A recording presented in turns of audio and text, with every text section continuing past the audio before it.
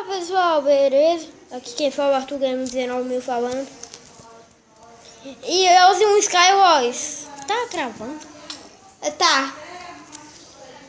E fala com quem tu estás, né? Tu é novato? Qual é o teu nome mesmo? Meu Deus do céu! Peterson. E junto com o Peterson. Oi, e aí? E eu já vou acertar uma fresta aqui nele, hein? Mentira. Ele tá com arco de repulsão e... Não tem repulsão. Tem? Porque tu me tacasse pra longe. E eu vou comer uma maçã normal. E eu comi uma maçã dourada do capiroto porque eu tô vivendo. E porque eu vou acertar uma flechita de fogo nele. Mentira. E... Ó, pessoal, se inscreve no meu canal. Primeiro tem que alguém tá vendo isso. Como é que manda? O quê? No YouTube. Depois eu te ensino. Tá muito easy de acertar nele, gente. Se quiserem jogar comigo, me chamem. Me chamem. Não consigo mais acertar ele. Agora eu consigo. Mentira.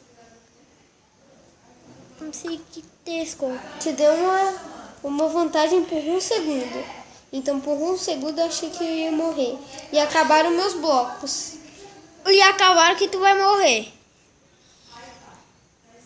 E apareceu. É só pragar. E apareceu. Acho que eu posso ganhar de você com olhos fechados. Que tá easy por enquanto. Pra mim acertar, né?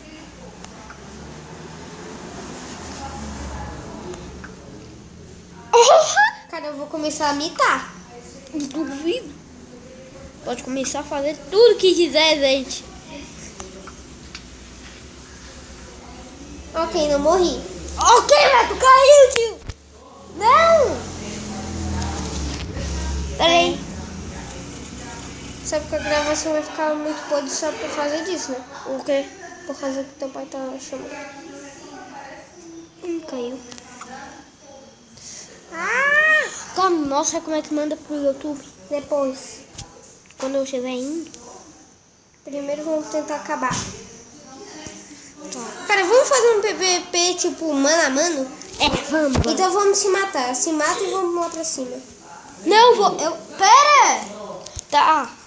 Como é que manda? O quê? Como é que manda o vídeo? Pera aí. Não. Pera aí, já tô indo. Como é que eu posso pra gravar? É tipo assim, depois que tu acabar de gravar, tu vai clicar em tipo, em assistir, daí tipo, se tu quiser assistir ou não, daí depois tipo, tu vai lá nos vídeos e tu espera.